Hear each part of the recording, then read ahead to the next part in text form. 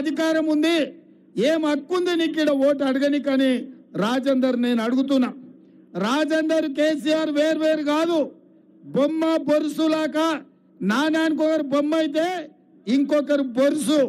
వీళ్ళిద్దరు కలిసే తెలంగాణని 10 ఏళ్లలో 100 ఏళ్లకు సరిపోయే విధ్వంసం చేసిండ్రు. కేసీఆర్ కాళేశ్వరంలో దోసుకుంటే ఆర్థిక మంత్రిగా నువ్వే కదా సంతకాలు పెట్టి వేల కోట్ల రూపాయల బిల్లులు ఇచ్చింది.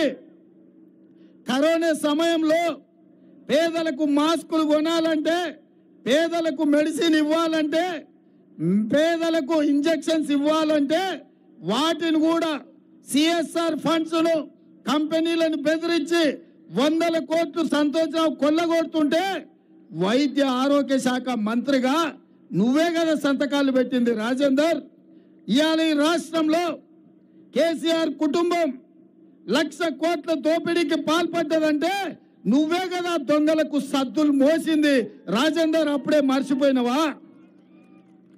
ఇవాళ ధరణి ముసుగులో ఔటర్ రింగ్ రోడ్డు చుట్టూతా హైదరాబాదు నగరంలో వేలాది ఎకరాల భూములను దొరలు ఆక్రమించుకున్నారంటే ఆ దొరల గడీల దగ్గర కాపలా కాచింది నువ్వు కాదా రాజేందర్? గద్దరన్నను ప్రగతి భవన్ ముందల ఎర్రటెండకు 4 గంటలు కూర్చోబెడితే మిట్ట మధ్యాహ్నం ఒక్క రోజన్న గద్దరన్నను అవమానిస్తావా అని ఎన్నడన్నా కేసీఆర్ ను గద్దించినవా? ఇవాళ కూడా ఈ మల్కాజ్గిరి ప్రాంత ప్రజల్ని ఆలోచన చేయమంటున్నా. కేటీఆర్ ఎప్పుడన్నా రాజేందర్ ను విమర్శించిండా? పోనీ రాజేందర్ ఎప్పుడన్నా కేటీఆర్ అవినీతి మీద ఫిర్యాదు చేసిండా? దోపిడీకి పాల్పడ్డదే కేటీఆర్ కదా. జన్వాడలో 25 ఎకరాల ఫామ్ హౌస్ 1000 కోట్లతో కట్టుకున్నది కేటీఆర్ కదా. గజ్వాల్లో 1000 ఎకరాల ఫామ్ హౌస్ చంద్రశేఖరరావుకు ఉంది కదా. ఈ అవినీతి మీద ఈటల రాజేందర్ ఎప్పుడన్నా నరేంద్ర మోడీకి ఫిర్యాదు చేసిండా? అమిత్ షా దగ్గరకు వచ్చి చర్యలు తీసుకోమన్నాడా? మరి మీ ఇద్దరిది పొద్దటిపూట బంధం, చీకట్ల ఒప్పందం, మీరిద్దరు కలిసే కదా మొత్తం దోపిడీ చేసింది. ఇవాళ వచ్చి ఆయన సన్నాయి నొక్కులు నొక్కుతుండు 100 రోజుల్లో రేవంత్ రెడ్డి ఏం చేయలేదని. నేను అడగదలుచుకున్న చంద్రశేఖరరావును, నేను అడగదలుచుకున్న ఆయన దోస్తు ఈటల రాజేందర్ను, 10 ఏళ్ళు మీరు గాడిదలను కాసినరా? 10 ఏళ్ళు ఈ ఫ్లైఓవర్ కట్టలేదు, మా ఉప్పల్ల పేదోళ్ళని ఆదుకోలేదు.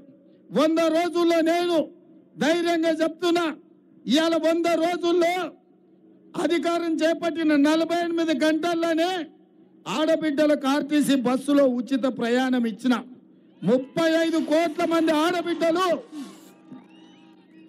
35 కోట్ల ఆడబిడ్డలు ఇవాళ ఆర్టీసీ బస్సులో ఉచిత ప్రయాణం చేసిరు. ఇవాళ 40 లక్షల కుటుంబాలు 500 రూపాయలకే సిలిండర్ తీసుకుంటున్నారు. ఇవాళ దాదాపుగా 50 లక్షల కుటుంబాలు 200 యూనిట్ల వరకు జీరో బిల్లు ద్వారా ఒక్క పైసా కట్టకుండా ఇవాళ ఉచిత కరెంటు పొందుతున్నారు. ఇవాళ లక్షలాది కుటుంబాలు రాజీవ్ ఆరోగ్యశ్రీ పథకం ద్వారా ఈరోజు 10 లక్షల రూపాయలు వాళ్ళు లబ్ధి పొందుతున్నారు. అదేవిధంగా పేదవాడి ఆత్మ గౌరవం 4,50,000 ఇందిరమ్మ ఇండ్లు 22,500 కోట్లతోటి ఇవాళ వాళ్ళకి ఇండ్లను మంజూరు చేసినాం. ఇదే కాదు, 3 నెలల్లో 30,000 మంది నిరుద్యోగ యువకులకు ఉద్యోగ అవకాశాలు ఎల్బీ స్టేడియంలో వాళ్ళ కుటుంబాలందరినీ పిలిపించి వాళ్ళ తల్లిదండ్రుల సమక్షంలో వాళ్ళ పిల్లలకు ఉద్యోగ నియామకాలు చేపట్టినాం. ఇవాళ బీసీ జనాభా లెక్కలేసి బీసీలు ఎంతమంది ఉన్నారో వాళ్ళకంత రిజర్వేషన్లు ఇవ్వాలి, బీసీలు ఎంతమంది ఉన్నారో వాళ్ళకన్ని నిధులు ఇవ్వాలి అని ఇవాళ వాళ్ళ జనాభా లెక్కగట్టమని మంత్రివర్గంలో ఆమోదించి అసెంబ్లీలో పాస్ చేసి ఇవాళ నిధులు కేటాయించిన. ఇవన్నీ నీకు కనిపిస్తలేవా రాజేందర్? ఇవాళ రాజేందర్ గారిని ఒకటే మాట్లాడగదలుచుకున్నా, ఇవాళ బలహీన వర్గాల రిజర్వేషన్లు మేము పెంచాలంటున్నాం. కానీ నరేంద్ర మోడీ రాజ్యాంగాన్ని మార్చి ఎస్సీ ఎస్టీ బీసీ రిజర్వేషన్లు రద్దు చేస్తా అంటున్నాడు. నువ్వు బీసీల రిజర్వేషన్లు, ఎస్సీల రిజర్వేషన్లు, ఎస్టీల రిజర్వేషన్లు రద్దు చేసే నరేంద్ర మోడీ దిక్కుంటావా? ఇవాళ ఎస్సీ ఎస్టీ బీసీ రిజర్వేషన్లు పెంచాలని కాంగ్రెస్ వైపు ఉంటావా? నువ్వు చెప్పు రాజేందర్.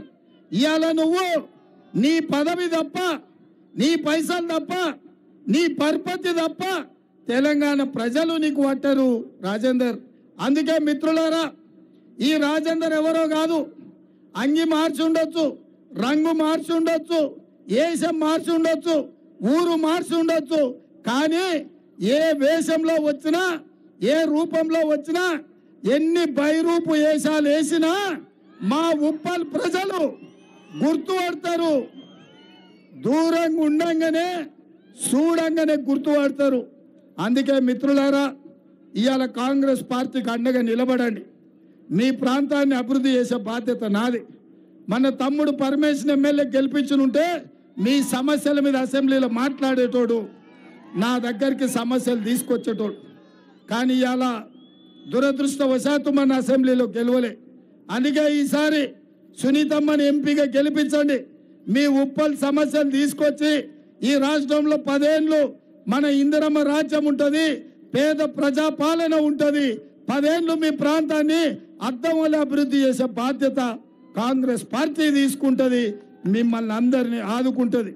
అందుకే సునీత మహేందర్ రెడ్డిని అత్యధిక మెజార్టీతో గెలిపించండి అని మిమ్మల్ని అందరినీ నేను అడుగుతున్నా.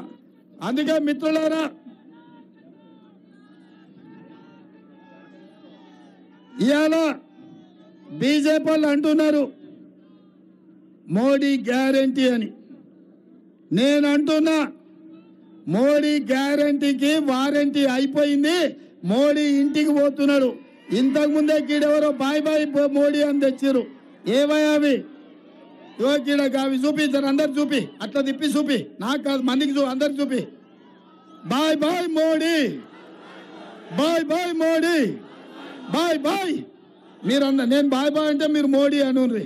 Bye bye, bye bye, bye bye, bye bye, bye bye, bye bye, bye bye, bye bye, bye bye, bye bye, bye bye, bye bye. జై కాంగ్రెస్, జై జై కాంగ్రెస్. ధన్యవాదాలు.